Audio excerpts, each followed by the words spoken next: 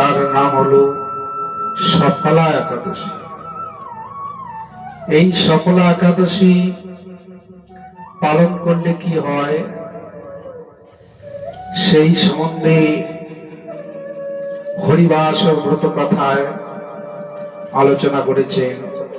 যুধিষ্ঠির মহারাজ ভগবান শ্রীকৃষ্ণকে বলিয়াছেন যে সখা, এই মাসে যে সফলা একাদশী পালন করে তার কি ফল লাভ হয় এবং